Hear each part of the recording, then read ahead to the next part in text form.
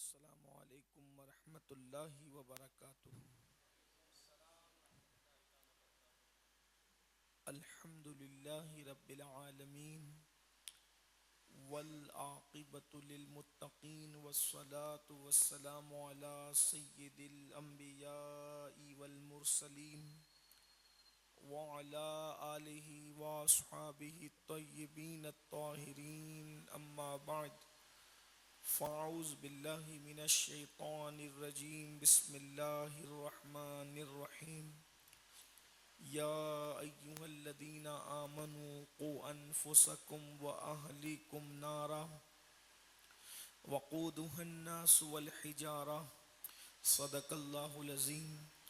غوث اعظم بمنی بے سرو ساما مددِ قبلہ دین مدد کعبہ ایماں مدد، انتظار کرم تست من عینی را، اے خدا جو خدا بین و خدا دا مدد۔ بگرداب بلا افتاد کشتی، ضعیفان و شکستہ را تو پشتی، وحق کے خواجہ عثمان ہارون، مدد کن مدد کن مدد کن یا معین الدین چشتی۔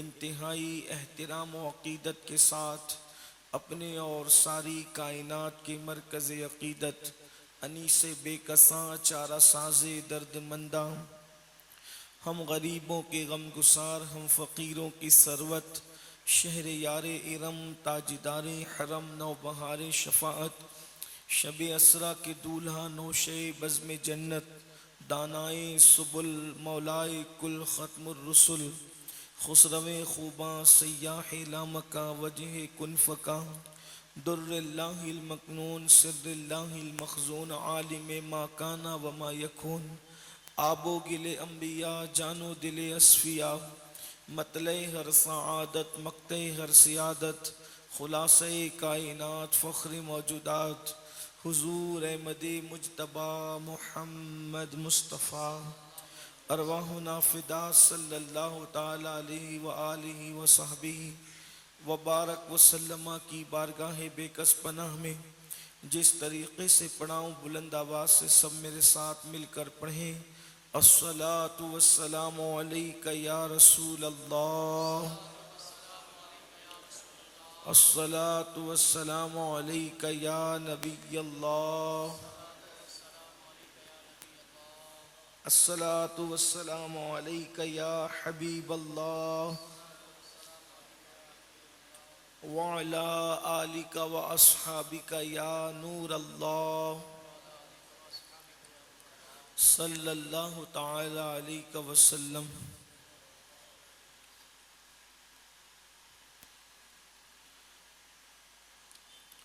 دن لہو میں کھونا تجھے، شب صبح تک سونا تجھے، شرم نبی خوف خدا یہ بھی نہیں وہ بھی نہیں، رزق خدا کھایا کیا فرمان حق ٹالا کیا، شکر کرم ترس سزا یہ بھی نہیں وہ بھی نہیں، ڈر تھا کہ عیسیاں کی سزا اب ہو گیا روز جزا، دی ان کی رحمت نے صدا یہ بھی نہیں وہ بھی نہیں۔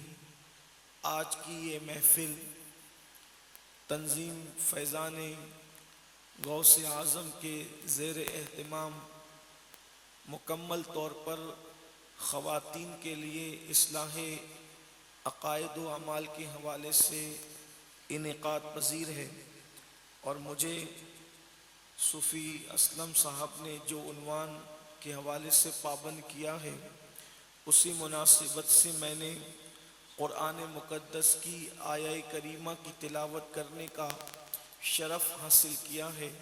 اللہ پاک مجھے حق کہنے اور آپ سب کو حق سن کر اس پر عمل کرنے اور اسے عام کرنے کی توفیق عطا فرمائے۔ موجودہ دور ہی نہیں بلکہ ہر دور میں خواتین کی ذمہ داریاں کیا ہیں، اسے قرآن واضح کرتا ہے، اس لیے کہ عورت چار روپ میں ہوتی ہے، یا تو وہ ماں ہوتی ہے، یا تو وہ بہن ہوتی ہے، یا تو وہ بیٹی ہوتی ہے، یا تو وہ بیوی ہوتی ہے۔ عورت کے چار روپ ہوتے ہیں۔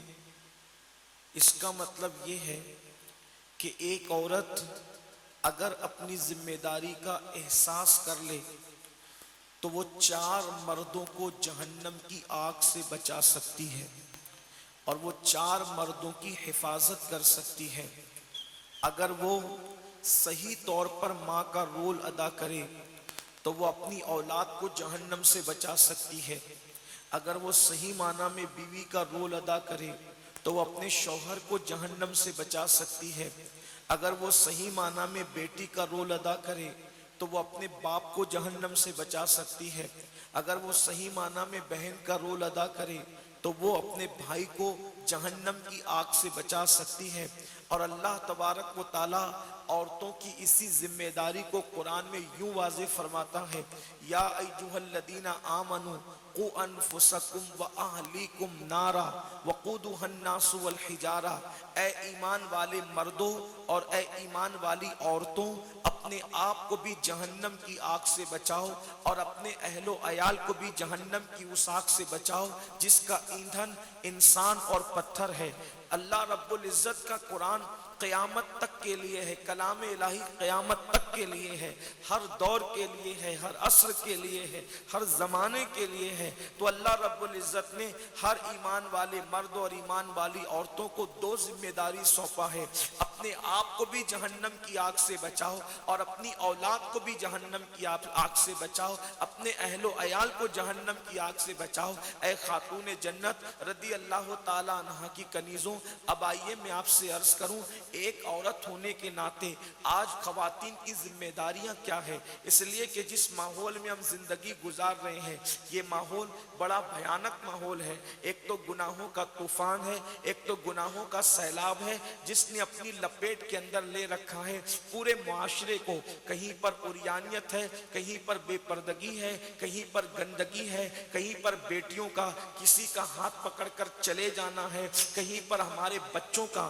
نشے کے اندر ڈوب جانا ہے، کہیں پر ہمارے بچوں کا شراب کے اڈوں کا عادی بن جانا ہے، کہیں پر ہمارے بچوں کا جوا اور کھیل کود کے اندر مصروف ہو جانا ہے، کہیں پر ہمارے بچوں کا دین سے دور ہو کر کے الحاد اور بے دینی کی طرف چلے جانا ہے۔ غرض کے کتنے سارے جرائم ہیں، کہیں پر نشہ، کہیں پر زنا، کہیں پر عریانیت، کہیں پر بہرہ روی، کہیں پر گانے، موسیقی، اسی طریقے سے طرح طرح کے نت نئے گناہ ہیں جس میں ہماری قوم دن بدن ڈوبی چلی جا رہی ہے۔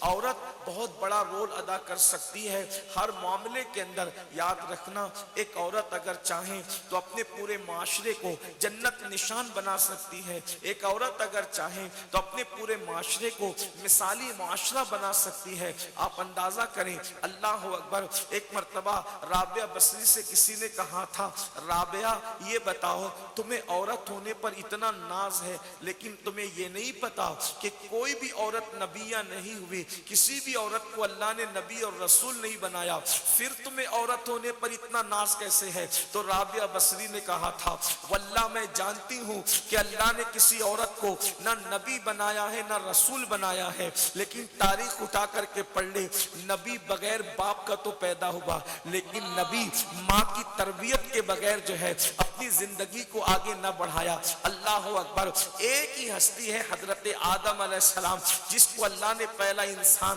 بغیر ماں باپ کے پیدا فرمایا ہے، لیکن ہر نبی جو ہے کسی نہ کسی ماں کی گود سے جنم لیتا ہے، کسی ماں کی کوکھ سے آتا ہے۔ اللہ اکبر، اے خاتون جنت کی کنیزوں، ہمیں اپنی ذمہ داری کا احساس کرنا ہوگا۔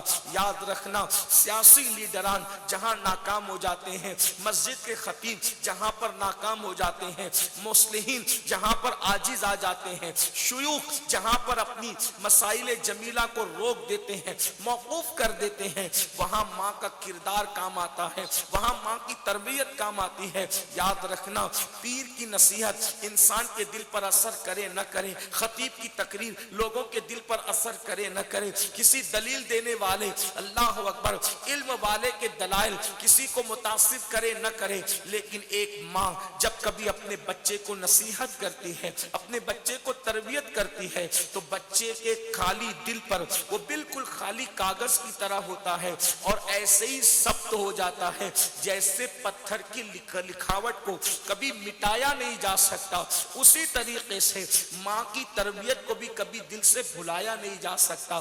جتنی بھی بڑی ہستیاں ہم دنیا کے اندر دیکھتے ہیں وہ ساری ہستیاں کہیں نہ کہیں ماں کی تربیت کا نتیجہ ہے۔ آئیے میں آپ کو بتاؤں، اے خاتون جنت رضی اللہ تعالیٰ عنہ کی کنیزوں، آج معاشرہ اگر بگڑا ہوا ہے تو اس کا سب سے بڑا کوئی ذمہ دار ہے تو وہ مائیں ذمہ دار ہے، اس لیے کہ آج کی مائیں، اللہ اکبر، آج کی مائیں بھی گیم میں مصروف ہیں، آج کی مائیں بھی فیس بک میں مصروف ہے، آج کی مائیں بھی یوٹیوب میں مصروف ہے، آج کی مائیں سیریل اور فلموں میں مصروف ہے، بچوں کو نہ وقت دے پا رہی ہے نہ ٹائم دے پا رہی ہے۔ بلکہ اگر میری مائیں اور بہنیں برا نہ مانے تو میں ان سے ایک بات کہنا چاہتا ہوں، کل ماں مر جاتی تھی تو بچے یتیم کہلاتے تھے، آج ماں زندہ ہیں اس کے باوجود بھی بچے یتیم کہلانے کے مستحق ہو گئے ہیں۔ اس کی وجہ یہ ہے کہ جس بچے کو ماں کی تربیت نہ مل سکے وہ بچہ یتیم اور ماں والا ہونے میں پھر اس کے لیے فائدے کی کون سی بات ہے؟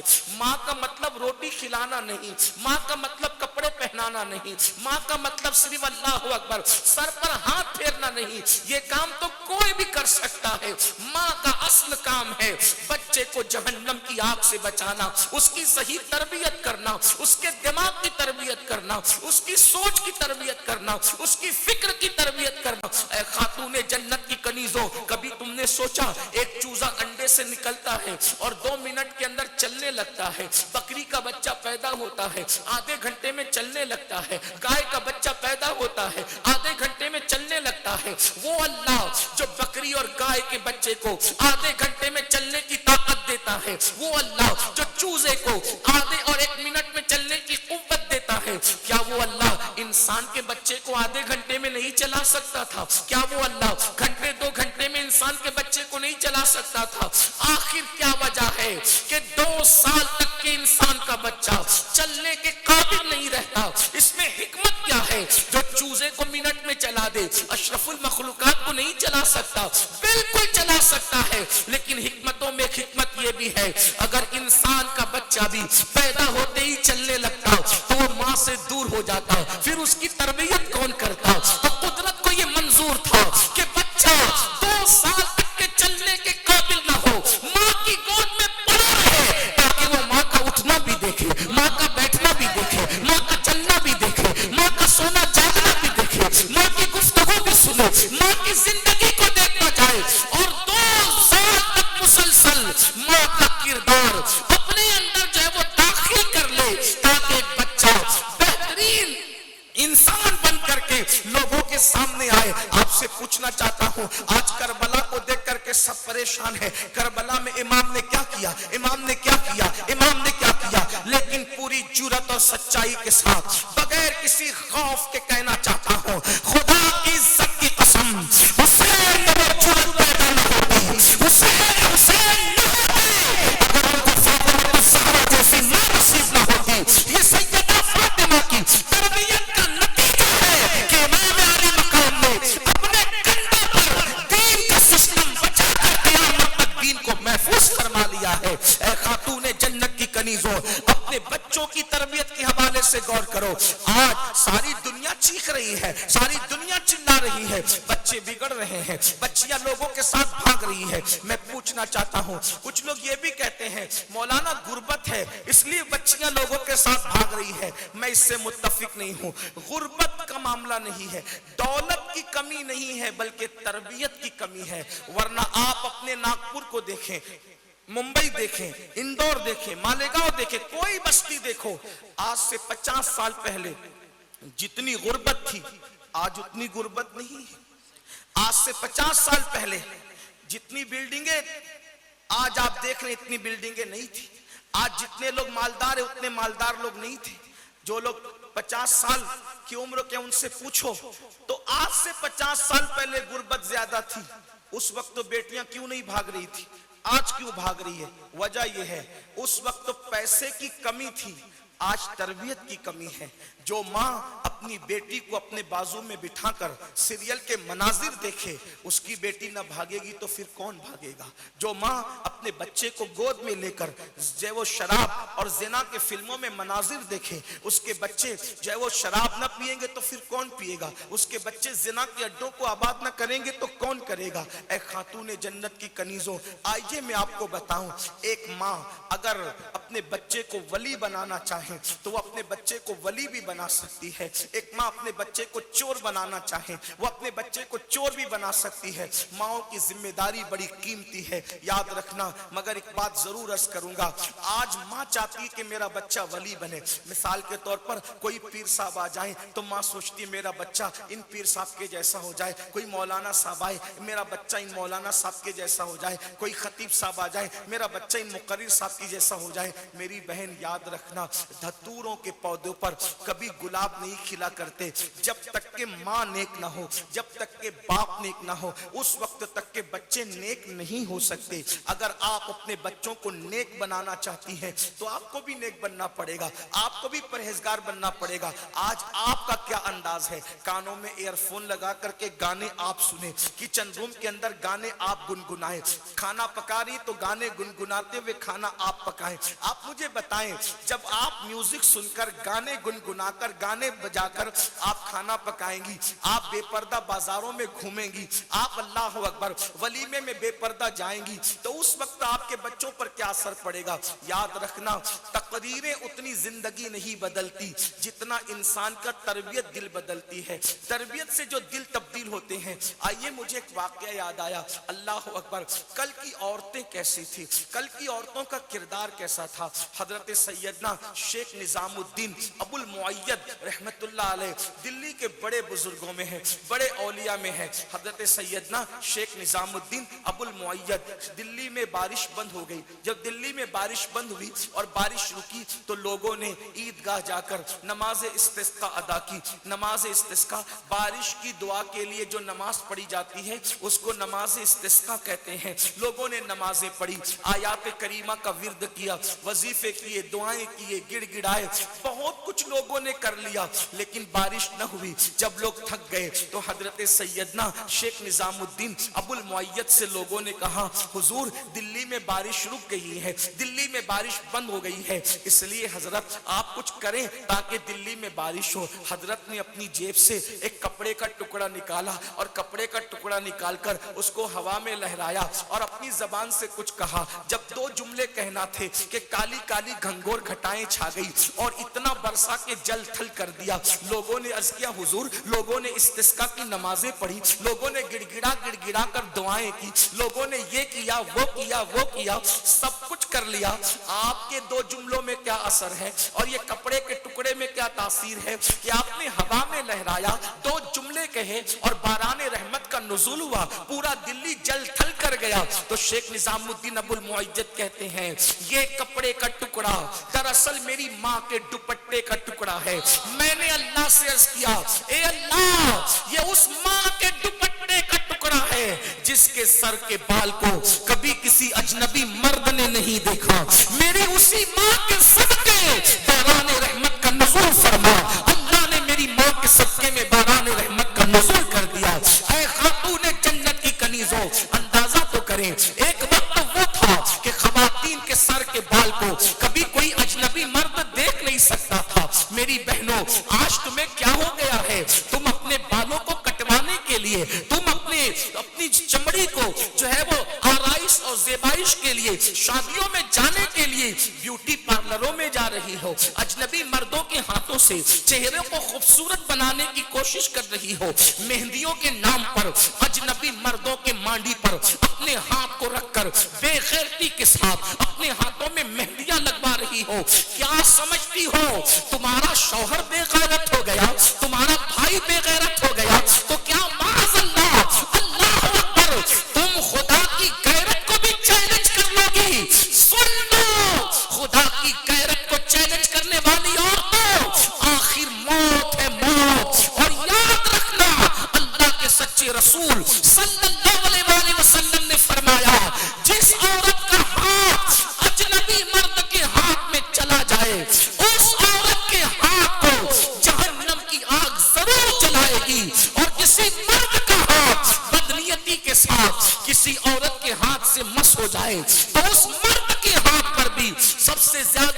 کسی کا حق ہے تو جہنم کی آگ کا حق ہے۔ اے خاتون جنت کی کنیزوں، یہ دنیا ہی سب کچھ نہیں ہے، یہ دنیا کی رنگریلیاں ہی سب کچھ نہیں ہے۔ دنیا میں چاہے جو کر لو، کتنی ہی آوارگی کر لو، کتنی ہی عیاشی کر لو، اپنے جسم کی کتنی ہی نمائش کر لو، آخر موت ہے موت۔ اور قبر کی تنگ اور تاریک وادیوں میں نہ سہیلیوں نے جانا ہے، نہ بہنوں نے جانا ہے، نہ ہمجولیوں نے جانا ہے، نہ شوہر نے جانا ہے، نہ باپ نے جانا ہے، نہ بیٹوں نے جانا ہے۔ سن لو، اچھی طرح سن لو، دین سے دور رہ کر زندگی گزارنے والی میری بہن، یہی ہندوستان ہے۔ اسی ہندوستان کی تاریخ میں آتا ہے، اس ہندوستان میں مالداری کی بنیاد پر، دولت کی بنیاد پر، در سلطنت کی بنیاد پر، حکومت کی بنیاد پر ایسی عورتیں بھی گزری ہے۔ کیسی عورتیں کہ جو روزانہ غسل کرتی تھی تو ہر دن ان کے لیے نئے نئے حوض بنائے جاتے تھے، ان کے لیے ہر دن نیا حوض بنتا تھا۔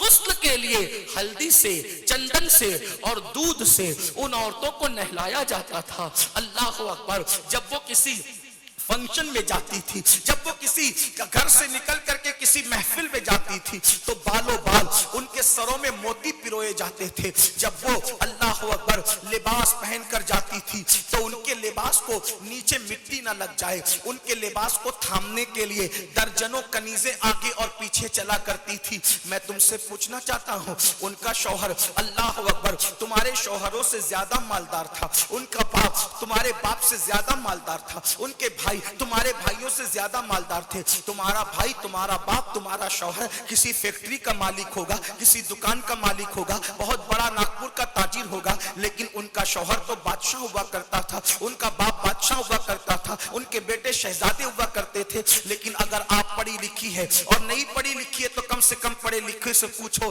جن کے لیے روزانہ نئے حوض بنتے تھے، جن کو ہلدی چندن سے نہلایا جاتا تھا، جن کو دودھ سے غسل کرایا جاتا تھا، جن کے بالوں بال موتی پروئے جاتے تھے، کیا ان عورتوں کا نام تمہیں معلوم ہے؟ پوچھو۔ میں اللہ کی قسم دے کر تم سے پوچھتا ہوں، ہسٹری جاننے والوں سے، تاریخ جاننے والوں سے پوچھنا چاہتا ہوں، بتاؤ کیا ان کے نام پتا ہے، ان کی قبریں پتا ہے، ان کی قبروں کا نشان پتا ہے؟ دنیا نے ان کو بھلا دیا، ان کی قبروں کا نشان مٹ گیا، ان کی قبروں پر کوئی فاتحہ پڑھنے والا نہ رہا، ان کا کوئی نام لینے والا نہ رہا۔ مجھے بتاؤ، جنہوں نے اللہ کی نافرمانی کی، ہلدی چندن سے غسل کیا، دودھ سے غسل کیا، بالوں بال موتی پروئے، عیاشی اور عیش میں زندگی گزاری، آج ان کا کوئی نام لینے والا نہیں، ان کی قبروں کا نشان بھی مٹ گیا، مگر وہ سیدہ فاطمہ الزہرا جس کے پتے پر 17 پیرے لگے تھے، جس کے گھر میں 2 مہینے تک چولہا نہیں جلتا تھا، آج بھی جمعہ کے دن جب تک کہ خطیب فاطمہ الزہرا کا نام نہیں لے لیتا، اس وقت تک کہ اپنا خطبہ جمعہ مکمل نہیں کرتا۔ کیا پتہ چل رہا ہے؟ دولت اور عیاشی کچھ نہیں ہے، اصل چیز اللہ کی بارگاہ میں تقویٰ ہے، پرہیزگاری ہے، خدا کے لیے آخرت کی تیاری کرنا ہے۔ اے خاتون جنت کی کنیزوں، کنیزان فاطمہ کہلا کر کوئی سیریل کی اداکارہ کے طریقے پر، کوئی معاذ اللہ فلم کی اداکارہ کے طریقے پر، نچنیہ عورتوں کے طریقے پر، زانیہ عورتوں کے طریقے پر، عیاش اور اوباش عورتوں کے طریقے پر سن لو، آپ کنیز فاطمہ الزہرا ہو، آپ کنیز خدیجہ الکبریٰ ہو، آپ کنیز سیدہ زینب ہو، آپ کنیز عائشہ صدیقہ ہو، امہات المومنین کی کنیزیں ہو۔ اس لیے ان نچنیہ عورتوں کو آئیڈیل نہ بناؤ۔ اگر آئیڈیل بنانا ہے تو ازواج رسول کو آئیڈیل بناؤ، بناتے رسول کو آئیڈیل بناؤ، اور اپنی زندگی کو ایک مکمل اسلامی خاتون کی طرح زندگی گزارنے کی کوشش کرو۔ گھر میں ماں نماز پڑھے گی تو بچہ بھی نماز پڑھے گا، گھر میں ماں پردے سے رہے گی تو بیٹیاں بھی پردے سے رہے گی۔ آئیے مجھے خوبصورت بات یاد آئی، سیدنا بابا فرید الدین گنج شکر رحمت اللہ علیہ کا نام کون نہیں جانتا؟ سلسلہ چشتیہ کی آبرو، آفتاب سلسلہ چشتیہ میرے بابا سرکار فرید ملت و الدین فرید الدین گنج شکر کی ذات ہے۔ بابا فرید رحمت اللہ علیہ کے والد دنیا سے رخصت ہو گئے، بچپنے میں آپ یتیم ہو گئے، جوانی میں آپ کی امی بیوہ ہو گئی۔ بابا فرید کی امی کون تھی؟ بابا فرید کی امی بادشاہوں کے خاندان کی بیٹی تھی. میری بہنوں کی توجہ چاہتا ہوں. بابا فرید کی امی بادشاہوں کے خاندان کی بیٹی تھی. چرخا چلا کر اپنے بیٹے کا پیٹ پالتی تھی اور کئی دن فاقے سے ہوتے تھے. حضرت بابا فرید کہتے ہیں ایک ہفتہ بھی فاقے سے ہو جاتا تھا. بچپنے میں یہ عالم تھا. ماں چرخا چلاتی تھی اور جو پیسے آتے تھے اسی سے گھر چلتا تھا. اللہ اکبر. حضرت بابا فرید کی امی کو ان کے بھائیوں نے کہا بہن تمہارا یتیم بچہ ہے, تم محنت کرتی ہو, چرخا کاٹ کر کے اپنا پیٹ پالتی ہو, اپنے بچے کا پیٹ پالتی ہو, ایک کام کرو, ہم تو تمہارے خاندان کے لوگ ہیں, ہم تمہیں مالی مدد کر سکتے ہیں, معاشی مدد کر سکتے ہیں, اپنے بچے کو اپنے گھر لے آؤ, ہمارے گھر لے آؤ, شان سے زندگی گزارو. بابا فرید کی امی نے کہا نہیں, تم لوگ بادشاہوں کے یہاں نوکریاں کرتے ہو. توجہ کرو, ایک ماں کی فکر دیکھو, ایک ماں کی. آج ہر ماں ولی پر بچہ چاہتی ہے لیکن خود کا کرتوت اور خود کا کردار دیکھو, اور بابا فرید جیسے ولی کی امی کا کردار دیکھو. جب بابا فرید کے ماموں لوگوں نے کہا کہ ہمارے گھر آ کے آرام کی زندگی گزارو, چرخا کاٹنا چھوڑو, فاقے کرنا چھوڑو, تو بابا فرید کی امی نے کہا تم لوگ بادشاہ کے یہاں نوکری کرتے ہو اور بادشاہ کے یہاں جو مال آتا ہے وہ حرام کا بھی ہوتا ہے, حلال کا بھی ہوتا ہے. میں ڈاؤٹ فل لقمہ اپنے بچے کو کھلانا نہیں چاہتی, میں مشکوک لقمہ اپنے بچے کو کھلانا نہیں چاہتی, کیونکہ مشکوک لقمہ میرے بچے کے پیٹ میں جائے گا تو میرا بچہ نیک نہیں بن سکے گا. اللہ اکبر. میں چرخا کاٹ کر پیور حلال کی کمائی سے اپنے بچے کی پرورش کرنا چاہتی ہوں تاکہ میرا بچہ نیک بنے, اللہ و رسول کا وفادار بنے. آپ سے پوچھنا چاہتا ہوں میری بہن, بتاؤ آج تو شوہر سے کہتی ہو چوری کرو, ڈاکہ ڈالو, کچھ بھی کرو, ہمارا شوق پورا کرو. ہر شادی میں نیا لباس چاہیے, اس نے یہ کیا تو میں بھی ایسا کروں گی. پڑوسن کو اتنے زیور آئے تو مجھے بھی آنا چاہیے, دیورانی کو یہ آیا تو مجھے بھی آنا چاہیے. سن لو میری بہن, جب مرو گی تو نہ زیور رہیں گے, نہ کپڑے رہیں گے, نہ آرائش اور زیبائش کے سامان رہیں گے. قبر میں سونے کا تار بھی لے کر نہیں جاؤ گی, قبر میں چاندی کی انگوٹھی بھی لے کر نہیں جاؤ گی, قبر میں جن کپڑوں پر غرور اور گھمنڈ کرتی ہو یہ سب نکال دیے جائیں گے. صرف 2 گز سفید ایک غمگین کپڑا جو بالکل سادہ سا ہوگا اور چند دن میں پھٹنے کے قابل ہوگا. اللہ اکبر. اس کفن کے سوا کچھ نہیں لے کر کے جاؤ گی. قرآن کہتا ہے لا تنس نصیبک من الدنیا, دنیا سے اپنے نصیب کا مت بھولو, سوائے کفن کے تم کچھ نہیں لے کر کے جاؤ گی. میری بہنوں, کس دنیا پر اترا رہی ہو, کس دنیا پر ناز کر رہی ہو, کس دنیا پہ گھمنڈ کر رہی ہو, کس دنیا پہ تکبر کر رہی ہو, کس دنیا کی بنیاد پر بڑی بڑی غرور اور گھمنڈ کی باتیں کر رہی ہو, کس وجہ سے تم نے خدا کو بھلایا ہے, کس بنیاد پہ تم نے اللہ کو فراموش کیا ہے. سن لو, جو اللہ کو بھول جائے اللہ ان کے بارے میں فرماتا ہے ان بطش ربک لشدید, تیرے رب کی پکڑ بڑی سخت ہے. اللہ کی پکڑ بڑی سخت ہے.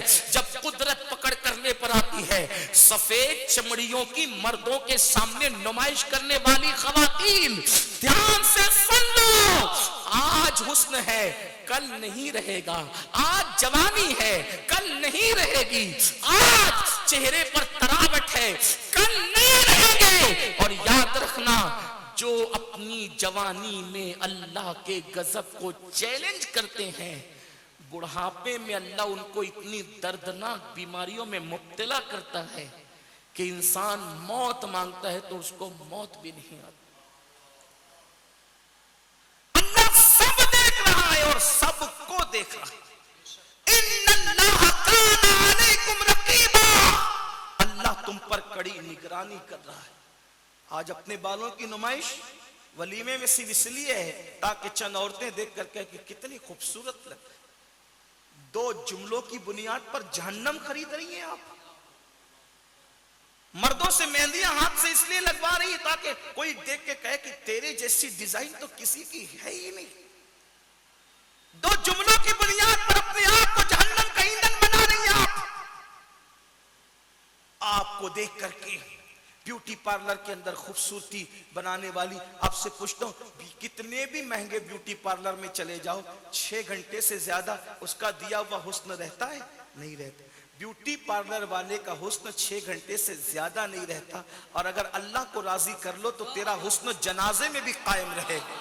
تیرا حسن میدان محشر میں بھی قائم رہے گا میری بہن.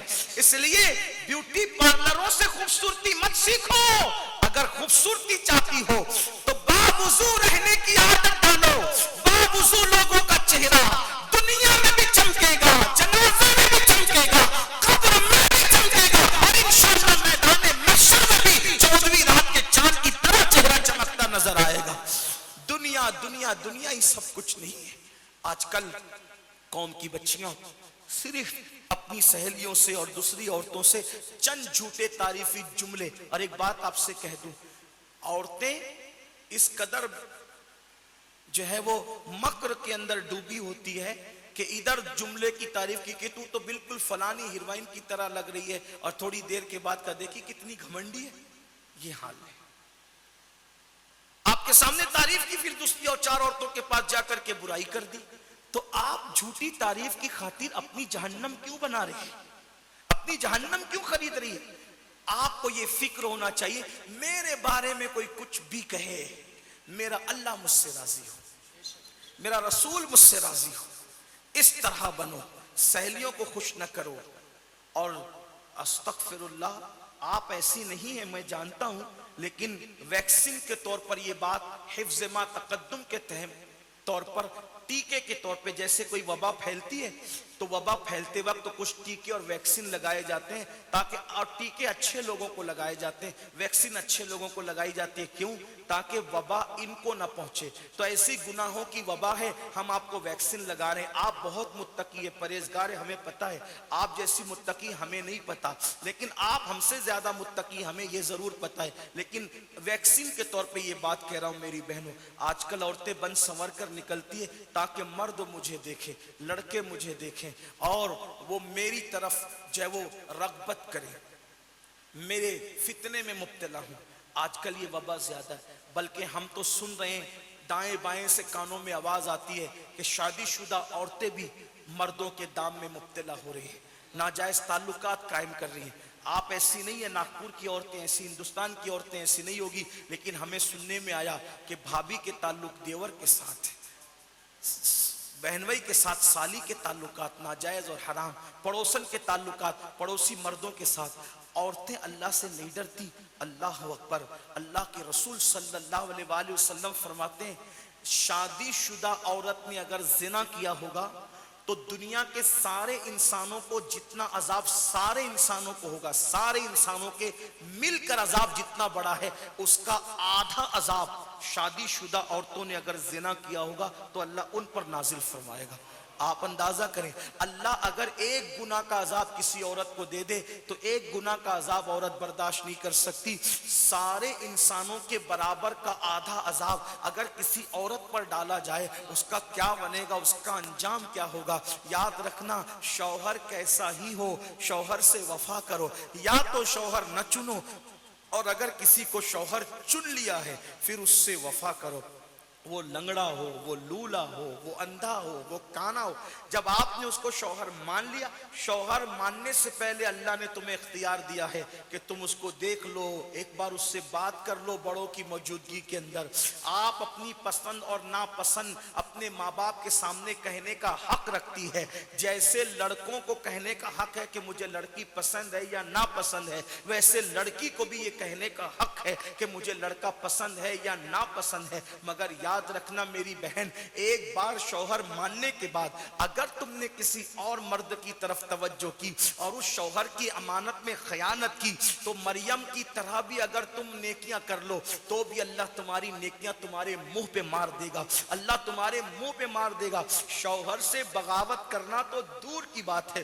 آئیے مجھے ایک حدیث یاد آئی, درۃ الناصحین کے اندر ایک حدیث ہے, اس کو سن لے. یعنی شوہر کو چھوڑ کر کسی اور کے گلے پڑنا, کسی اور کے چکر میں پھنسنا, یہ تو قیامت کتنی بھیانک, کتنا بڑا جرم ہے, اس کا تو آپ اندازہ ہی نہیں کر سکتی. لیکن آئیے, صرف شوہر کو ناراض کرنا کتنا بڑا جرم ہے اس کو سن لے. اگر مردوں یہاں موجود ہوتے اور ان کا اجتماع ہوتا تو میں ان سے بھی گفتگو کرتا, لیکن یہاں صرف عورتوں کا اجتماع ہے تو میں آپ سے گفتگو کر رہا ہوں. ایک حدیث سن لے اور اس کو بہت دل کے کانوں سے سنے, بہت توجہ سے سنے. ایک مرتبہ اللہ کے رسول صلی اللہ علیہ وآلہ وسلم.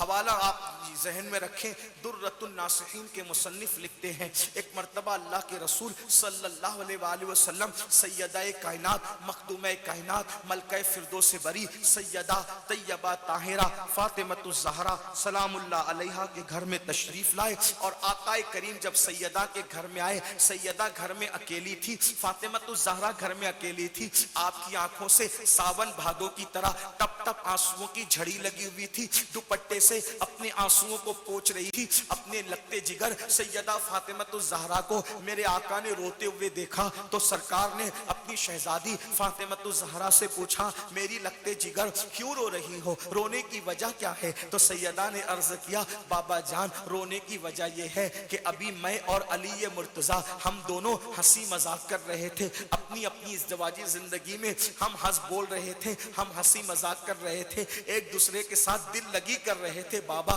اچانک دل لگی کے درمیان, ہنسی مذاق کے درمیان میری زبان سے ایک ایسا جملہ نکل گیا جس کی وجہ سے علی کے چہرے پر ناگواری کے آثار ظاہر ہوئے. میرے آقا نے فرمایا پھر کیا ہوا؟ عرض کی آقا علی ناراض تو نہ ہوئے, لیکن مجھے ایسا لگا کہ علی کے دل پر یہ بات ناگوار گزری, علی کا دل دکھ گیا میری بات سے. تو آقا میں نے کبھی دائیں سے گھوم کر کبھی بائیں سے گھوم کر علی کے ارد گرد 7 چکر لگائے, 7 چکر لگائے. ادھر سے آتی تھی, ادھر سے آتی تھی, ادھر سے آتی تھی, اور میں نے میرے علی کو راضی کر لیا, میں نے میرے علی کو منا لیا, اور وہ ابھی گھر سے گئے ہیں. فرمایا فاطمہ جب تم نے علی کو راضی کر لیا, علی کو خوش کر لیا, پھر رونے کی وجہ, پھر کیوں رو رہی ہو؟ سیدہ کہتی ہے بابا اس صدمے سے رو رہی ہوں. علی کو تو میں نے منا لیا, علی کو تو میں نے راضی کر لیا, لیکن بابا میری زبان سے ایسا جملہ نکلا کیوں کہ میری جنت مجھ سے ناگوار ہو گئی, میری جنت کے چہرے پہ ناگواری کے آثار ظاہر ہوئے,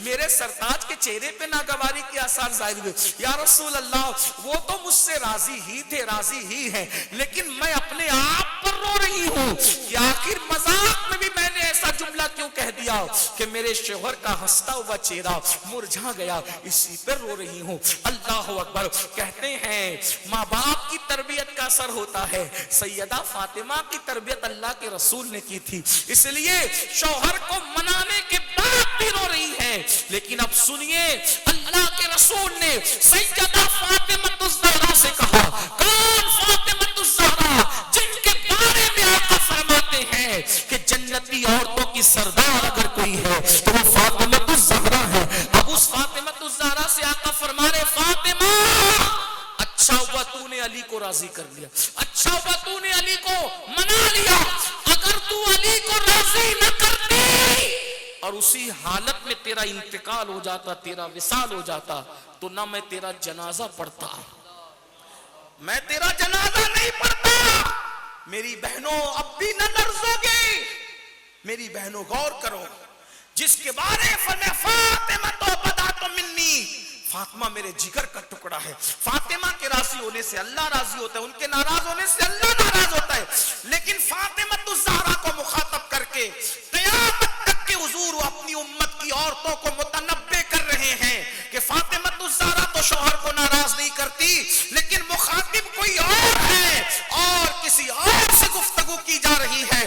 فرمایا اگر تو شوہر کو راضی نہ کرتی تو میں تیرا جنازہ پڑھنے نہ آتا, اور نہ قیامت میں تجھ سے ملاقات کرتا, نہ اپنا چہرہ تجھے دکھاتا, اپنی زیارت تجھے کبھی نہ کراتا. اور فرمایا سنو فاطمہ اگر کوئی عورت حضرت مریم کی طرح بھی نیک اور متقی ہو جائے اور ان کی طرح رات و دن عبادت کر لے اور شوہر کو راضی نہ کر سکی تو اللہ قیامت کے دن اس کی نیکیوں کو اس کے منہ پہ مار دے گا.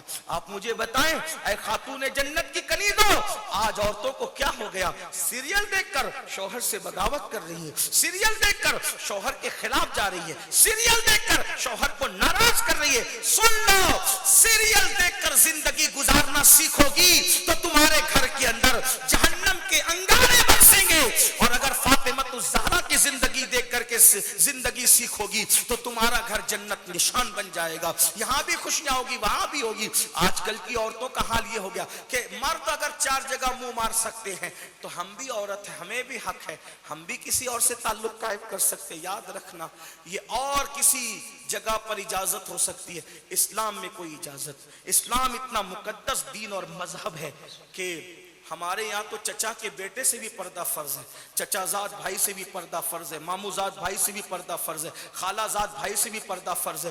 اللہ کے رسول علیہ السلام نے پھوپھی زاد بھائی سے بھی پردہ فرض رکھا ہے، اسی طرح بہنوئی سے بھی پردہ فرض رکھا ہے۔ سوچو تو صحیح میری بہنوں، اندازہ تو کرو۔ بلکہ یہاں تک کہہ دیا گیا بیٹی جوان ہو جائے تو باپ کو چاہیے کہ بیٹی کے جسم پر ہاتھ رکھنے سے پرہیز کرے، بیٹا جوان ہو جائے تو ماں کو چاہیے کہ بیٹے کی ننگی پیٹھ پر ہاتھ رکھنے سے پرہیز کرے۔ جس مذہب میں اتنا تقدس ہو، جس مذہب کے اندر اتنی پرہیزگاری ہو، آج اس مذہب کے ماننے والے کسی کا بھی ہاتھ پکڑ کے جا رہے ہیں۔ آج کل کی بیٹیاں پڑھ لکھ لیتی ہے تو کہتی ہے مولانا ہمارے پاس اتنی بڑی ڈگری ہے، اب ایسی ڈگری والا ہمیں مسلمانوں میں نہیں ملتا، تو کیا ہم کسی اور طرف نظر نہ کریں؟ یاد رکھنا میری بہن، ساری ڈگریاں کور کے باہر رہے گی، یہ کاغذ کے ٹکڑوں پر نہ اتراؤ، یہ کاغذ کے ٹکڑے باہر قبر میں کب کے باہر رہ جائیں گے۔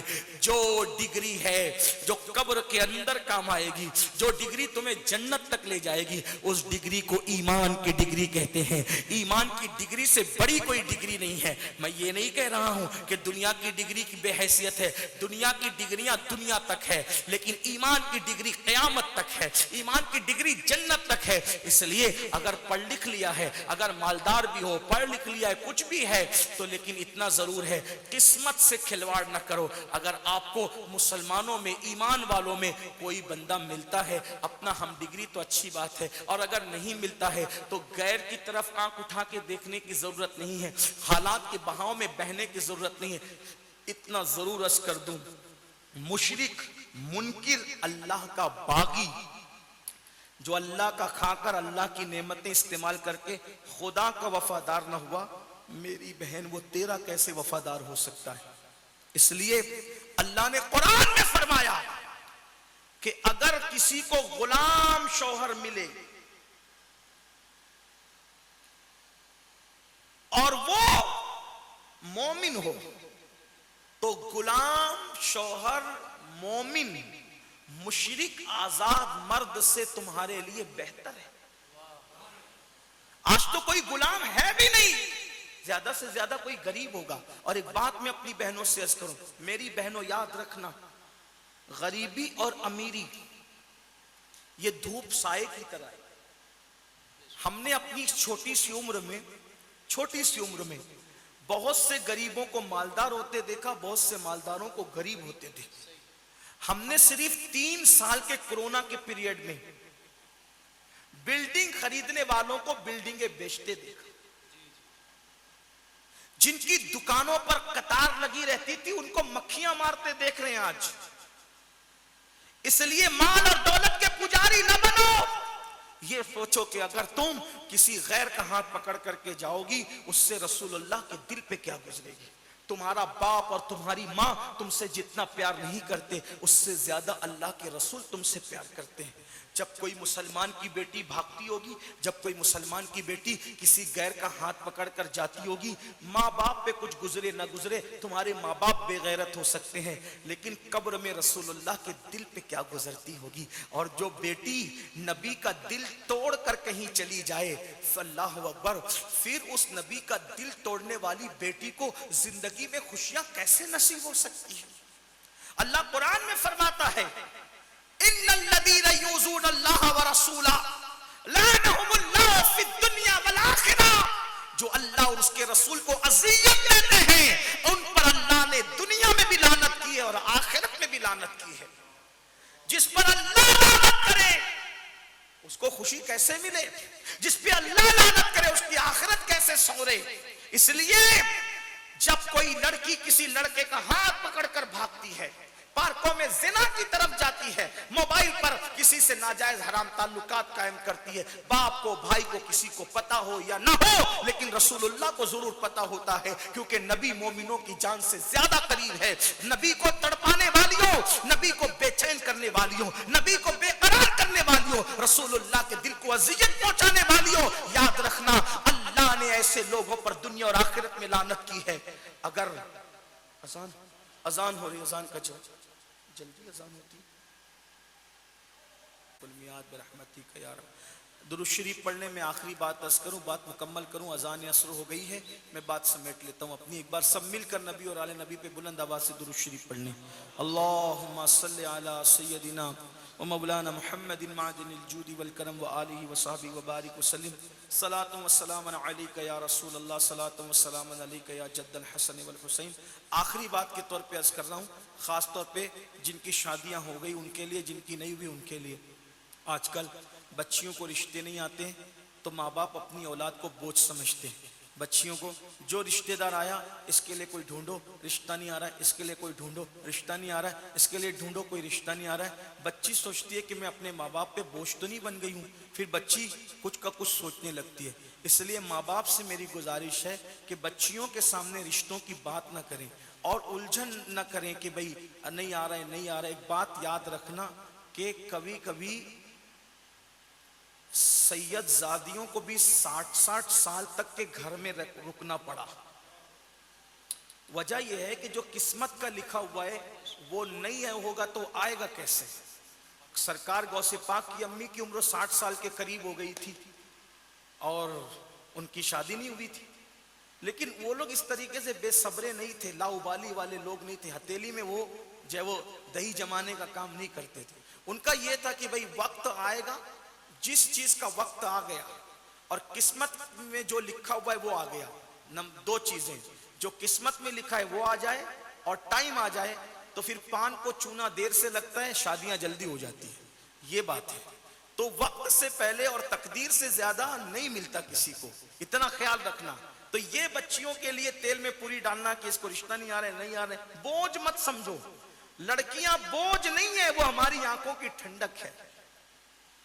اور حدیث پاک ہے، اللہ کے رسول علیہ السلام کا فرمان ہے کہ جب کسی کے گھر میں بیٹی پیدا ہوتی ہے تو فرشتے اس گھر میں نازل ہوتے ہیں اور اس سے کہتے ہیں کمزور جان سے پیدا ہونے والی کمزور جان، جب تک تو اس گھر میں رہے گی تیرے گھر والوں کی مدد کی جاتی رہے گی. یہ چیز ہے. اس لیے بچیوں کو بوجھ مت سمجھو، نمبر 1. نمبر 2، بچیوں کی ذمہ داری ہے صبر سے کام لیں. اور غریب رشتہ ہو لیکن شریف ہو، تیار رہیں قسمت پر سمجھوتا کرنے کے لیے. آج غریب ہے کل مالدار ہو سکتا، اللہ دے گا. اور سفید چمڑی ہی ہر بندہ نہ ڈھونڈے، کچھ سمجھوتا کرے. اس لیے کہ سبھی سفید چمڑی ڈھونڈیں گے تو پھر جو سانولے کلر کے کالے کلر کے لوگ ہیں ان کے ساتھ نباہ کون کرے. صرف رسول اللہ کی خوشی کے لیے، جب نبی کے لیے جان دینے کی ہم بات کرتے ہیں تو نبی کے لیے کوئی کالی سانولی صورت بھی قبول کرنے کے لیے تیار ہونا چاہیے. یہ لڑکوں کے لیے بھی نصیحت ہے اور لڑکیوں کے لیے بھی. جب ان کے لیے جان دے سکتے ہو نا، جب اپنی جان ذبح کروا سکتے ہیں نبی کے لیے، تو اپنی خواہشات کو بھی ذبح کرو نبی کے لیے. جان دینے سے جتنا ثواب ملے گا، خواہشات کو ذبح کرنے سے اس سے زیادہ ثواب اللہ عطا فرمائے گا. کیوں؟ کیونکہ جان دینے والا ایک بار جان دے کر ہمیشہ سکون پا جاتا ہے، لیکن خواہش کو قربان کرنے والا ہر پل ذبح ہوتا ہے، ہر پل ذبح ہوتا ہے، ہر پل صدمہ جھیلتا ہے. آئیے حدیث سننے بات مکمل کرتا ہوں. ایک نوجوان تھے، اللہ کے رسول علیہ السلام کے صحابی تھے. موٹے موٹے ہونٹ، بڑے بڑے دانت اور سیاہ چمڑی. یہ تو نہیں کہتا کہ کالے سانولے تھے، کیونکہ ہم لوگ صحابہ کا، اہل بیت کا بہت احترام کرتے ہیں. صحابہ کو ہم کالا سانولا نہیں کہہ سکتے، لیکن اتنا ضرور کہوں گا کہ ان کا رنگ حجر اسود کی رانائیاں لیے ہوئے تھا. اتنا کہہ سکتا ہوں، حجر اسود کی رانائیاں لیے ہوئے ان کا کلر تھا، یعنی پکا کلر تھا. ہونٹ موٹے موٹے تھے، بڑے بڑے دانت تھے، اور وہ حبشی نسل تھے. حبشی سمجھتے ہیں؟ حبشی لوگ بہت موٹے موٹے ہوتے ہیں اور چپٹی سی ناک ہوتی ہے، چھوٹی چھوٹی آنکھیں ہوتی ہے، اور دکھنے میں جو ہے وہ بہت آدمی اچانک دیکھے تو ڈر جائے، ایسی جو ہے وہ ہیبتناک ان کا وجود ہوتا ہے، بھاری بھرکم. بہت بہادر تھے وہ. صحابی کے لیے نہیں کہہ رہا ہوں میں، حبشیوں کے لیے، عام حبشیوں کے لیے کہہ رہا ہوں، لیکن جن کا ذکر کر رہا ہوں وہ بہت بہادر تھے اور بڑے بھولے بھالے تھے طبیعت میں، اور حضور ان سے بہت پیار کرتے. میرے آقا تو سبھی سے پیار کرتے تھے، لیکن کچھ لوگوں کو خاص نوازش تھی، ان کے لیے یہ خاص نوازش تھی کہ حضور ان سے مذاق بھی کیا کرتے۔ ان سے حضور علیہ السلام، ایسے کچھ لوگ ہوتے ہیں بھولی بھالی طبیعت کے، جن سے لوگ مذاق کرتے ہیں، وہ بھولی بھالی طبیعت کے تھے، حضور ان سے مذاق بھی کیا کرتے تھے۔ ایک مرتبہ دوپہر کا ٹائم تھا، اللہ کے رسول کے پاس وہ آئے، اور آنے کے بعد بیٹھے تو حضور علیہ السلام بھی تنہا تھے، دوپہر میں کوئی حضور کے پاس ملنے نہیں آتا تھا، لیکن بھولے تھے، چلے آئے تھے، اور حضور کا کرم، کبھی کسی کا دل نہیں توڑتے تھے، سب کا دل رکھتے تھے۔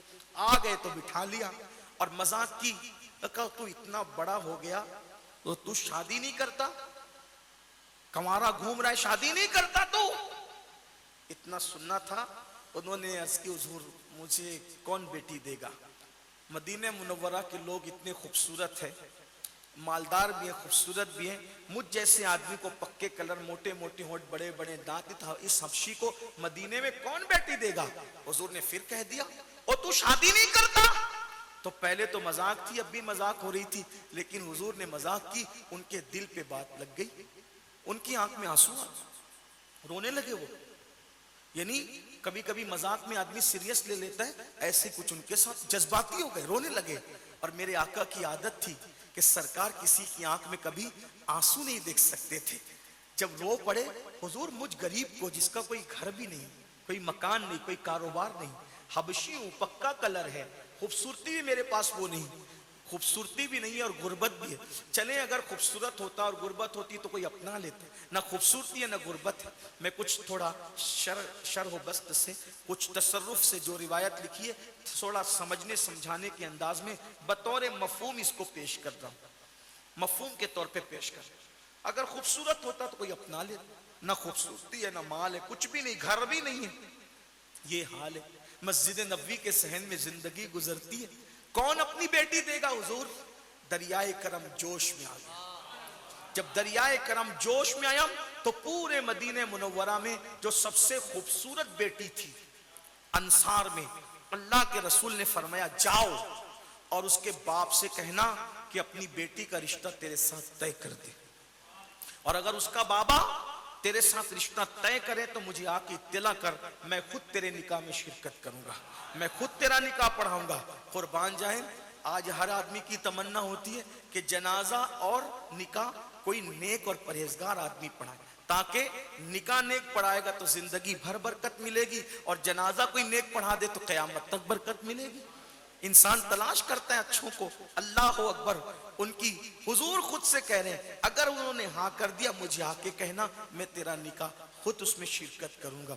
وہ انہوں نے حضور مگر کہا جا میرا نام بول، اور وہ نکلے، اور نکلنے کے بعد اس صحابی کے گھر گئے، دستک دی، دوپہر کا ٹائم، کوئی کسی سے ملنے نہیں آتا اس ٹائم، انہوں نے دروازہ کھولا، دیکھا کیا بات ہے، کہا حضور نے بھیجا ہے صلی اللہ علیہ وسلم، اللہ کے رسول نے بھیجا ہے۔ ہاں کیا بھیجا، کیوں بھیجا، آپ کو سلام کہا ہے؟ ہاں حضور نے سلام کہا، بڑی قسمت جگی، بھاگ جگی، کیوں بھیجا ہے؟ حضور نے سلام کہا، ہاں سلام کا، کیوں بھیجا ہے؟ اس لیے بھیجا ہے کہ تم اپنی بیٹی کا رشتہ میرے ساتھ طے کر دو، اللہ کے رسول کا یہ حکم ہے، یعنی مشورہ نہیں ہے، رشتہ نہیں بھیجا گیا ہے، حکم ہے حضور کا، اپنی بیٹی کا رشتہ میرے ساتھ طے کر دو۔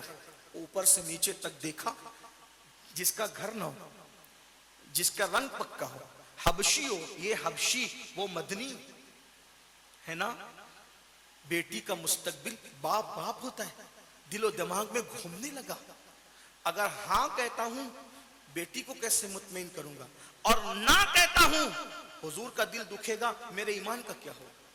ہاں کہوں تو بیٹی کا مستقبل جاتا ہے، نہ کہوں تو اپنی آخرت برباد ہوتی ہے۔ رکو، ٹھہرو، بیوی سے مشورہ کرو۔ بیوی کے پاس آئے، آ کے کہا، ساری داستان سنائی۔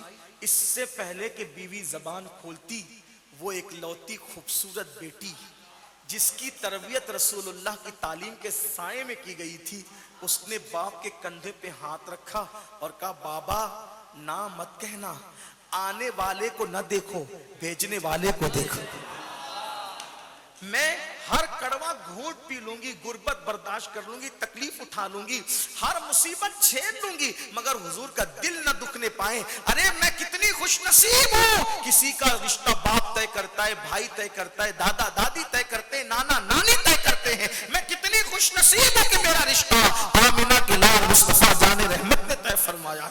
गुर्बत मत देखिए, काला रंग मत देखिए, कुछ मत देखिए, हाँ कर दीजिए, बस हुजूर की खुशी के लिए हम सब कुछ बर्दाश्त करने के लिए, गवारा करने के लिए तैयार है। माँ बाप ने दुआएं दी, रिश्ता तय हो गया, शादी हुई। हुजूर अलैहिस्सलाम ने उस दुल्हन को दुआ दी, तूने मेरा दिल रखा, जा अल्लाह तुझे हमेशा खुश रखे।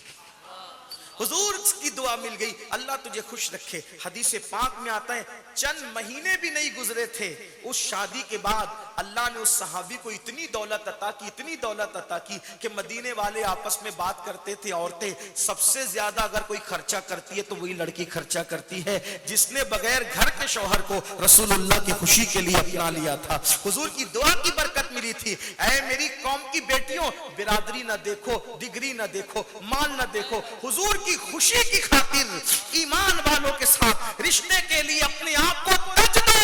कल भी हुजूर की दुआएं ईमान वाली बेटियों के साथ थी, आज भी कोई ईमान बचाने के लिए हुजूर की खुशी के लिए कुर्बानी देगी, मदीने वाले की दुआ आज भी उसके साथ होगी। जैसे वो खुश रही, अल्लाह तुम्हें भी दोनों जहां की खुशियां नसीब फरमाएगा। उम्मीद है कि मेरी कौम की बेटियां इस पर तवज्जो करेगी। और मैं अपनी बहनों से कहता हूँ, दौलत भी मत देखो, बिरादरी भी ना। आजकल लोग बिरादरी लेकर के बैठे, मैं ये हूं तो वो भी वही चाहिए। याद रखना, हमारी बिरादरी मोहम्मदुर रसूलुल्लाह की गुलामी है। बंदे इश्क शुदी तर्क नसब कुन जामी के फुला इब्ने फुला चीजें नीस, कोई चीज नहीं है। ये बिरादरियां सिर्फ पहचान के लिए है, असल चीज है रसूलुल्लाह की गुलामी। नबी का जो गुलाम है हमारा वो इमाम है। इससे बड़ी बिरादरी क्या होगी कि वो रसूलुल्लाह से गुलामी का रिश्ता रखता है। और आपसे भी कहता हूं, बहुएं करो तो भी गुलामी देखो, और जब वो बेटियां दो तो भी गुलामी देखो। पिछले दौर की इलाकाई असबियत और बिरादरी का गुरूर और घमंड पैरों के नीचे कुचल दो और ईमान को अहमियत दो। और अगर बिरादरियां लेकर बैठोगे तो अंजाम देख रहे हो, बेटियां 30-30, 35-35 साल की हो गई, बिरादरी का अच्छा रिश्ता नहीं आता। डिग्रियां लेकर के बैठोगे तो बेटियां 30-30, 35-35 साल की हो गई, वो डिग्री वाला बेटा नहीं मिलता, बहू नहीं मिलती, फिर कहाँ के काम मामला जाते। बड़ी माजरत के साथ डिग्री और बिरादरी देखने के चक्कर में बेटियां शादी से पहले सब लुटा चुकी है, बेटे शादी से पहले सब लुटा चुके हैं, और फिर शिकायतें घर आ रही है। इससे तो अच्छा था कि बस इतना देखते, हुजूर का गुलाम है। मैं कहता हूँ अल्लाह की कसम, हुजूर की गुलामी से बड़ी कोई डिग्री हो ही नहीं सकती, हुजूर की गुलामी से बड़ी कोई बिरादरी हो ही नहीं सकती। हजरत सलमान फारसी से कोई पूछता था, सलमान तेरी बिरादरी क्या है? सलमान फारसी कहते थे, मैं मोहम्मदी हूँ, मोहम्मदी हूँ, मोहम्मदी हूँ, मोहम्मदी हूँ। ये थी सहाबा की बिरादरी। तो हम सब मोहम्मदी हैं, मोहम्मदी है, मोहम्मदी है, मोहम्मदी है। यहाँ भी मोहम्मदी है इंशाअल्लाह, वहाँ भी मोहम्मदी है। तो याद रखिए, अल्लाह ताला से दुआ है, अल्लाह हम सबको अपनी जिम्मेदारियाँ समझने की तौफीक अता फरमाए। आखिर में चंद जुमले, अपने बच्चों को नमाजी बनाइए, खुद नमाजी बनिए, अपनी बेटियों को नमाजी बनाइए। बच्चों को और बच्चियों को बचपने से, बेटियों को बेटियों वाले लिबास पहनाइए, बेटों को बेटों वाले लिबास पहनाइए। हम जब बच्चियां छोटी होती है तो उनको बेटों वाले लिबास पहना देती है, कह के कि अभी तो छोटी है। बच्ची कब बड़ी होती है माँ बाप को भी पता नहीं चलता। बचपने से उसको बेटी वाला ही लिबास पहनाओ, बचपने से उसको जो है वो पूरा पूरा लिबास पहनाओ, आधा अधूरा लिबास मत पहनाओ। बचपने से बच्चियों की तरबियत करो और घर के अंदर इस्लामी माहौल बनाओ। और आसान चीज, जाहिर सी बात है, हर दिन सूफी असलम में इज्तिमा तो नहीं कर पाएंगे, हम तो नहीं कर पाएंगे। अपने घर में इस्लामी माहौल बनाने के लिए आपको एक आसान तरीका बताता हूँ। अपने बच्चों को, बेटों को, बेटियों को, सबको लेकर बैठो और जिस सुन्नी आलिम दीन को तुम पसंद करती हो, रोजाना उसका बयान लगा करके सब घर के लोग खामोशी से सुने। रोजाना अगर आप किसी सुन्नी आलिम का एक बयान सुनोगी तो हफ्ते में 7 बयान तुम सुनोगी। और 7 घंटे अगर एक हफ्ते में तुमने दीन के लिए दे दिए तो किताब पढ़ के जितनी मालूमात नहीं मिलती, उतना बयान सुन के आपको मालूमात मिलेगी, आपके बच्चों को मिलेगी। घर के अंदर इस्लामी माहौल कायम करना ज़रूरी है। अगर चाहती हो कि मरने के बाद तुम्हारे बच्चे तुम्हारे लिए मगफिरत की दुआ करें और अल्लाह तुम्हें जन्नत अता करे, तो अपने घर में इस्लामी माहौल बनाना पड़ेगा और उसके लिए आपको खुद इस्लामी खातून बनना पड़ेगा। और दूसरी बात, अपने बच्चों को आला तालीम दिलवाओ। कपड़े, चूड़ी, बंगड़ी, میچنگ ڈریس اور سوٹ اور یہ الا فنا اڑگم جڑگم سب سے شوق ہٹا کر آپ پوری توجہ اپنی دولت کو خرچ کرو اپنے بچوں کی اور بچیوں کی تعلیم پر. اگر 10-12 سال تم نے اپنے بچوں کی تعلیم پر محنت کر دی, آج جتنا پہن رہے ہو جب بچے ڈگری والے ہو جائیں گے انشاءاللہ تو اس سے اچھا آپ کو پہننا نصیب ہوگا. لیکن یاد رکھنا ڈگری دلانے کے چکر میں دین سے دور مت کرنا, پہلے دین کی ڈگری دلانا پھر دنیا کی ڈگری. تو بچوں کو اعلیٰ تعلیم پڑھاؤ, دیندار بناؤ, بچوں کو بری صحبت سے, آج کل بچے جو بگڑ رہے ہیں وہ بری صحبت کی وجہ سے بگڑ رہے ہیں. اپنے بچوں کو زیادہ باہر نکلنے مت دو, گھر میں ہی اپنے بچوں کو اچھی صحبت دو. اور ایک بات بتاؤں, جس گھر میں ماں باپ بچوں کے دوست نہیں بنتے, یہ بات یاد رکھنا, جس گھر میں ماں باپ بچوں کے دوست نہیں بنتے, بچے باہر دوست بناتے ہیں. تم خود ہی اپنے بچوں کے دوست بن جاؤ تو بچے انشاءاللہ باہر دوست بنانا ہی چھوڑ دیں گے, اس لیے کہ باہر کے دوستوں سے بڑا خطرہ ہے. تو ماں باپ خود اپنے بچوں کو ٹائم دے, ان کے ساتھ کھیلیے بھی, ان کے ساتھ وقت بھی دیجیے, ان کے ساتھ ہنسیے بھی, بولیے بھی, ان کے ساتھ انجوائے کیجیے, بس صرف گناہ مت کیجیے. اپنے بچوں کے بہترین دوست بنیے. آپ سے پوچھنا چاہتا ہوں, رسول اللہ سے بڑھ کر کوئی اللہ سے ڈرنے والا ہے؟ لیکن حضور علیہ السلام اپنے گھر میں ہنستے بھی تھے. حضور علیہ السلام اماں عائشہ سے کہتے تھے ذرا جاہلیت کے دور کے شعراء کے شعر سناؤ, حضور وہ شعر بھی سنتے تھے. حضور علیہ السلام کا ایک گھر تھا, 4 دیواری تھی, اس میں قیامت کا ذکر بھی تھا, اس میں اللہ کے خوف سے رونا بھی تھا, اس میں ہنسنا ہسانا بھی تھا, اس میں انجوائے بھی تھا. حتیٰ کہ یہ تھا حضور علیہ السلام اپنے گھر والوں کے ساتھ دوڑ تک لگا لیا کرتے تھے, دوڑ تک لگایا کرتے تھے. یہ حضور علیہ السلام کے گھر کا ماحول تھا. تو اپنے گھر کا ماحول فری کیجئے, اپنے گھر کے ماحول میں انجوائے کا ماحول رکھیے. یہ نہیں کہ باپ کو دیکھ کر کے بیٹا بالکل چھپنا چاہیے اور ماں کو دیکھ کر کے بیٹی جو ہے وہ بالکل دبک جانا چاہیے. یہ دقیانوسیت کی سوچ ہے.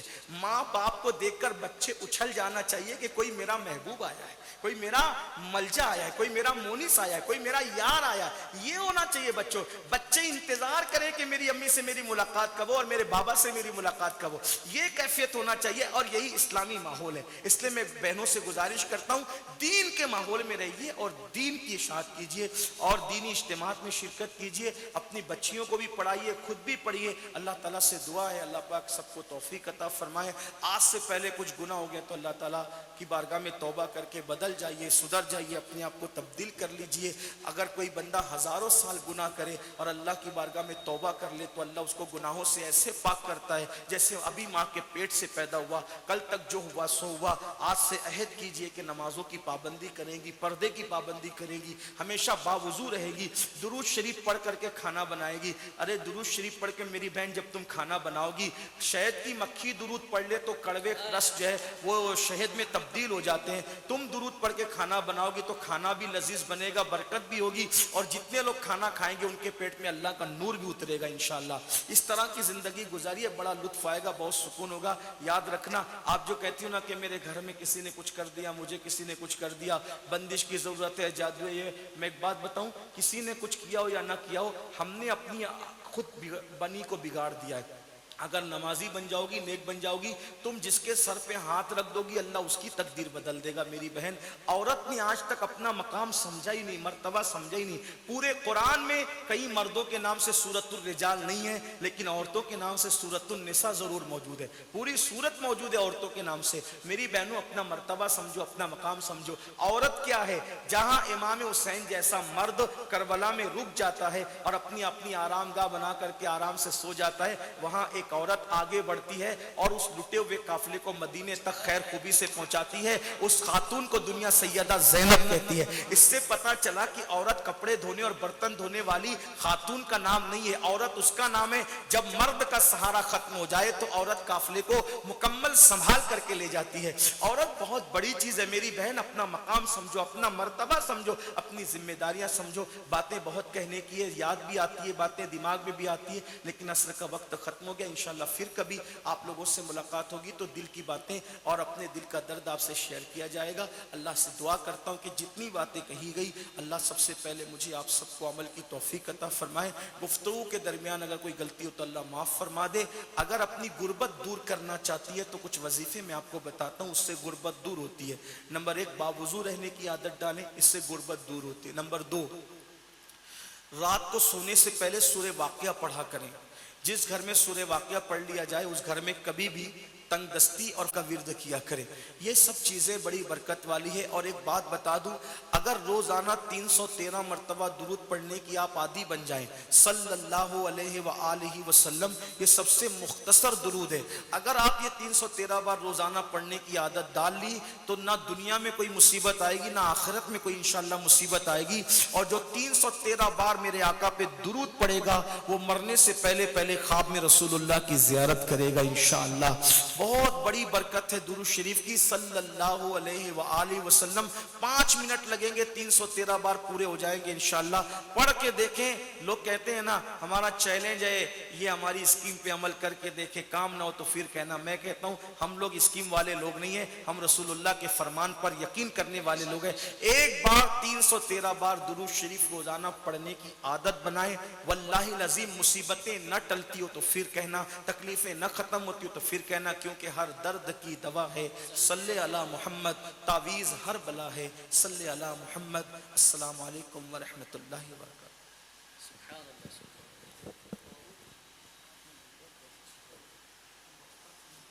عليك صلوات الله عليك سرور شاہ کریما دستگیر دل نوازا ہم کو بھی مل جائے صدقہ رب حب لی امتی کا یا نبی سلام علیکہ یا رسول سلام علیکہ یا حبیب سلام علیکہ صلوات اللہ علیکہ. ہونا تنہاروں سے بشر ساتوں شبیر و شب ہاتھ میں دامن علی کا سر پہ ہو زہرا کی چادر یا نبی سلام علیکہ یا رسول سلام علیکہ یا حبیب سلام علیکہ صلوات اللہ علیکہ. اشرفی آقا ہمارا کر کے دنیا سے کنارہ رکھتا ہے تم سے سارا. لو خبر جلدی خدا را یا نبی سلام علیکہ یا رسول سلام علیکہ یا حبیب سلام علیکہ صلوات اللہ علیکہ. الصلاۃ والسلام علیکہ رسول اللہ, الصلاۃ والسلام علیکہ یا حبیب اللہ, الصلاۃ والسلام علیکہ یا نبی اللہ وعلی آلکہ واصحابکہ یا نور اللہ صلی اللہ علیہ وسلم. دعا اللہم یا ربنا یا ربنا یا ربنا ربنا یا ربنا آتنا فی الدنیا حسنہ وفی الآخرۃ حسنہ وقنا عذاب النار. اللہم انا نسألک العفو والعافیہ والمعافاة الدائمہ فی الدین والدنیا والآخرہ. اللہم احسن عاقبتنا فی الامور کلہا واجرنا من خزي الدنیا وعذاب الآخرہ. الہی بحرمت الحسن واخی وامہ وابی وجدہ صلی اللہ علیہ وآلہ وسلم وبنی نجی من کل غم الذی انا فی یا حی یا قیوم یا حی یا قیوم یا حی یا قیوم یا ذا الجلال والاکرام. اسألک ان تحیی قلبی بنور معرفتک یا اللہ یا اللہ یا ارحم الراحمین یا ارحم الراحمین یا ارحم الراحمین یا قاضی الحاجات یا قاضی الحاجات یا قاضی الحاجات. میرے اللہ ہم سب تیری بارگاہ میں اپنے تمام گناہوں سے آج مل کر توبہ کرتے ہیں۔ اے اللہ تیرے بندے اور بندیاں یہاں ہزاروں کی تعداد میں موجود ہیں، مولا سر کے بالوں سے لے کر پیر کے ناخن تک ہمارے جسم کا ایک ایک بال گناہوں میں ڈوبا ہوا ہے۔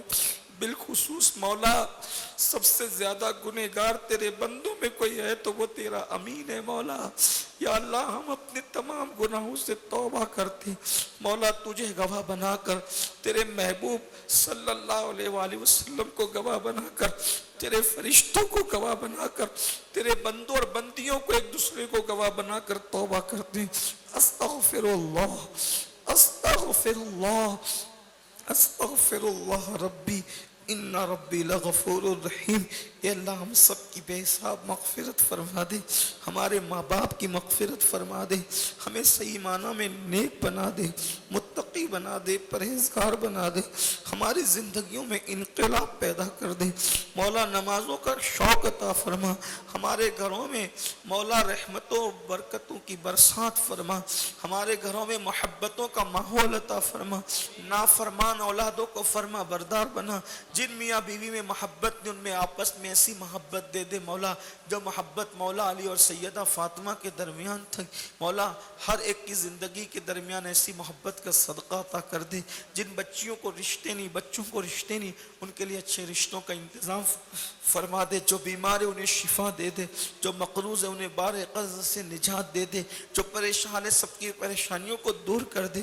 یا اللہ پنجتن پاک کا واسطہ مولا، جس کے دل میں جتنی مرادیں تمنائیں عارضیں سب کی مرادیں پوری کر دے۔ یا اللہ میرے والدین کو بالخصوص میری والدہ کو شفا دے، شفائے کاملہ و عاجلہ عطا فرما دے۔ پروردگار عالم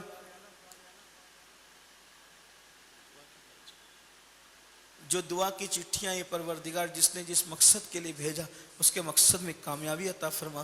یا اللہ صوفی اسلم صاحب اور ان کے تمام رفقا کو صحت سلامتی دے، تنظیم فیضان غوث اعظم کے جملہ کارکنان کو تیری شان کے لائق بہتر جزا عطا فرما مولا۔ جن جن لوگوں نے اس محفل میں حصہ لیا سب کو تیری شان کے لائق نعمتیں برکتیں عطا فرما مولا۔ ہماری دنیا اور آخرت دونوں بہتر کر دے، نبی اور آل نبی کے غم کے سوا دونوں جہان کے غموں سے بچا لے۔